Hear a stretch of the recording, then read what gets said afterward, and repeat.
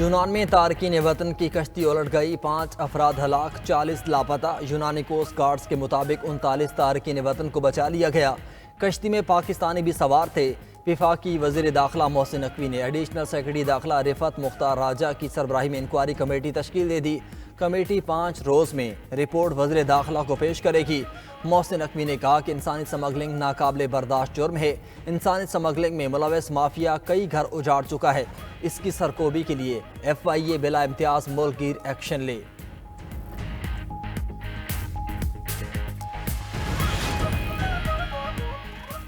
انسانی سمگلنگ اندوناک جرم ہے، گھناؤنے فعل کی روک تھام کے لیے اقدامات کیے جائیں۔ وزیر اعظم شہباز شریف کا یونان میں کشتی حادثے میں پاکستانیوں کے جاں بحق ہونے پر اظہار افسوس۔ وزیر داخلہ کو انکوائری رپورٹ جلد پیش کرنے کی ہدایت۔ کہا ہر سال کئی گھر اجڑ جاتے ہیں۔ انسانی سمگلنگ میں ملوث افراد کی شناخت کر کے سخت سزائیں دی جائیں۔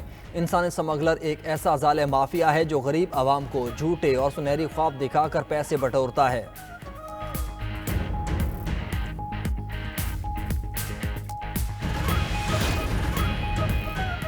PTI کے ڈی چوک احتجاج کے دوران گرفتار 81 ملزمان کی عدالتی حکم پر رہائی۔ اسلام آباد پولیس نے تمام افراد کو دوبارہ گرفتار کر لیا۔ PTI وکلاء نے دعویٰ کیا کہ ATC اسلام آباد نے شناخت پلیٹ پر بھیجے گئے ملزمان کو مقدمات سے ڈسچارج کیا۔ پولیس نے باہر نکلنے والوں کو دوبارہ گرفتار کر لیا۔ وکلاء نے ملزمان کی دوبارہ گرفتاری پر جج ابو الحسناء ذوالقرنین کو آگاہ کر دیا۔ ادھر اسلام آباد پولیس کے ترجمان کے مطابق رہا ہونے والے ملزمان کو دیگر کیسز میں مطلوب ہونے پر گرفتار کیا گیا۔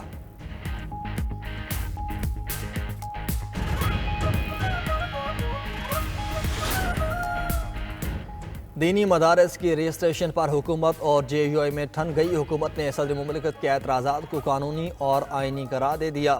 وزیر اطلاعات عطا تارڑ کا کہنا ہے کہ صدر کے اعتراضات میں FATF کا ذکر ہے اور نہ ہی کوئی تعلق۔ قانونی اور آئینی معاملات پر سیاست کرنا کسی کے حق میں نہیں۔ صدر کے اعتراضات پر JUI رہنما حافظ حمداللہ نے کہا، ثابت ہو گیا بل روکنے کا اصل مقصد مدارس کو FATF کے حوالے کرنا ہے۔ یہ پارلیمنٹ پاکستان کی نہیں بلکہ FATF کی پارلیمنٹ ہے جو آج بھی قانون سازی میں آزاد نہیں۔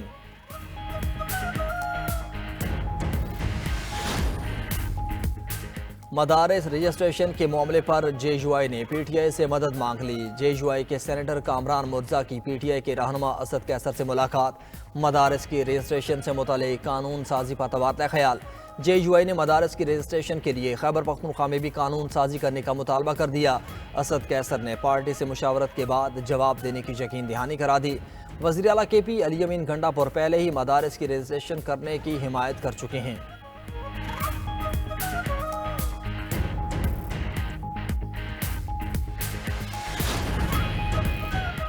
اگلی دفعہ نکلے تو امن والی بات نہیں کریں گے۔ وزیر اعلیٰ خیبر پختونخوا علی امین گنڈا پور کی ایبٹ آباد میں گفتگو۔ بانی PTI کو مخاطب کرتے ہوئے کہا کہ خدا کا واسطہ ہے یہ پرامن رہنے کا راگ چھوڑ دیں۔ اب ہم نکلیں گے تو پرامن کے نعرے کے بغیر نکلیں گے۔ جب اسلحہ لے کر نکلیں گے تو دکھائیں گے کہ کس میں کتنا دم ہے۔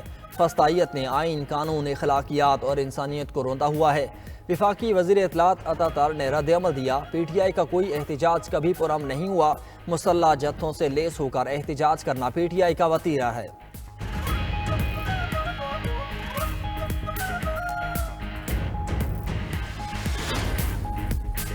تحریک انصاف کا اچانک مذاکرات کی طرف آنا شکوک و شبہات کو جنم دیتا ہے۔ بانی PTI کی جیل سے گفتگو باہر موجود تمام قیادت پر عدم اعتماد کا اظہار کر دیا۔ وزیر دفاع خواجہ آصف کا رد عمل۔ رانا ثناءاللہ بولے کہ کچھ لوگ آج بھی نوجوانوں کو سیاسی عزائم کا ایندھن بنانا چاہتے ہیں۔ PTI نے نوجوانوں کو نفرت اور شر انگیزی کی طرف راغب کیا، مگر اب نوجوان نسل ملک دشمن عناصر کی سرگرمیوں سے آگاہ ہو چکی ہے۔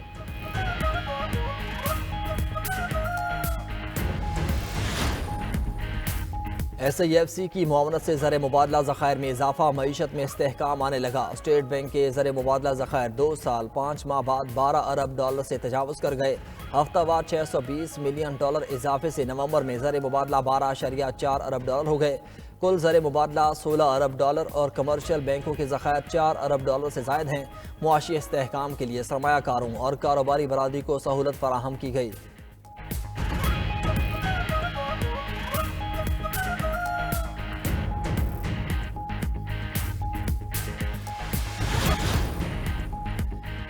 سابق بنگلہ دیشی وزیر اعظم شیخ حسینہ اور اعلیٰ سیکیورٹی اہلکار جبری گمشدگیوں میں ملوث نکلے انکوائری کمیشن کی پہلی عبوری رپورٹ جاری۔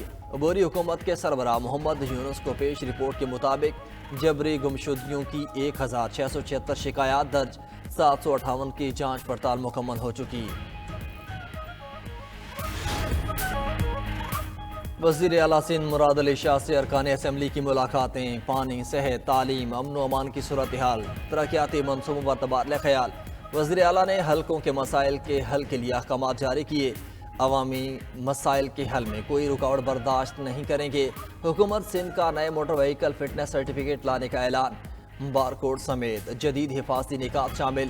سینئر وزیر شجیل میمن کا کہنا ہے کہ نئے اقدامات کا مقصد روڈ سیفٹی کو یقینی بنانا، ماحولیاتی آلودگی کو کم کرنا، جعلی سرٹیفکیٹس کا اجرا روکنا اور حکومتی آمدنی میں اضافہ کرنا ہے۔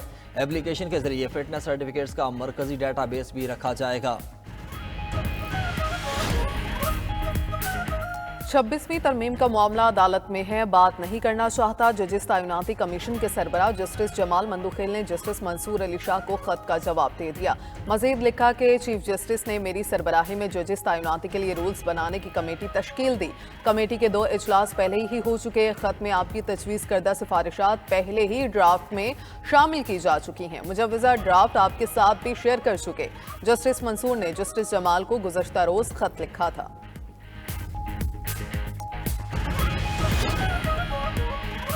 سمندر پار پاکستانیوں کی جانب سے ترسیلات زر میں اضافہ برقرار۔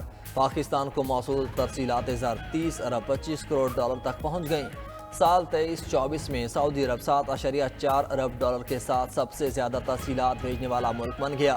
متحدہ عرب امارات دوسرے اور برطانیہ تیسرے نمبر پر موجود۔ امریکہ سے بھی ترسیلات زر میں اضافہ 3.5 ارب ڈالر تک پہنچ گئیں۔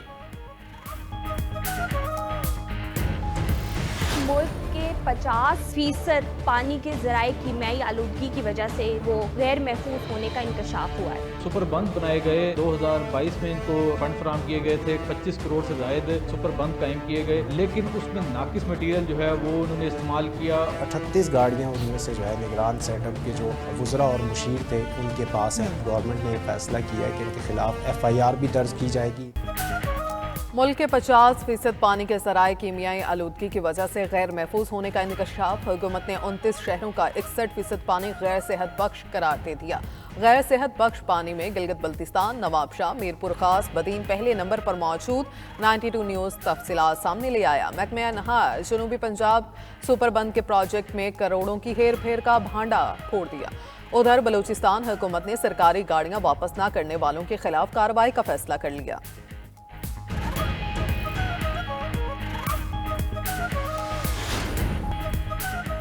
سوشل میڈیا کے دور میں کتاب سے چاہت رکھنے والوں کا میلہ۔ کراچی میں لگے 19ویں کتب میلے کے تیسرے روز شہریوں کی بڑی تعداد ورقے گردانی کے لیے پہنچی۔ گورنر سندھ کامران ٹسوری نے بھی میلے کا وزٹ کیا۔ ادھر شہر قائد میں بھی 7واں سندھ ادبی میلہ بھی سج گیا۔ وزیر تعلیم نے لٹریچر فیسٹیول کا افتتاح کیا۔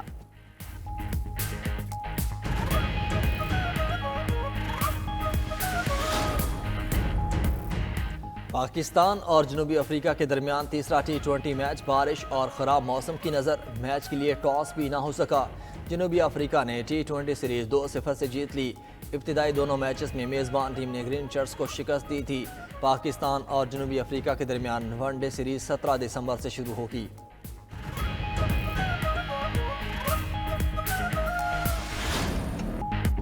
جھلمگسی میں دھول اڑاتی گاڑیوں کی ریس۔ آج آخری روز پریپیئرڈ راؤنڈ ہوگا۔ فیصل شادی خیل، صاحبزادہ سلطان، نادر مکسی سمیت 29 ریسرز اپنی گاڑیاں دوڑائیں گے۔ سٹاک کیٹیگری میں ڈرائیور نے خوب ہمت دکھائی۔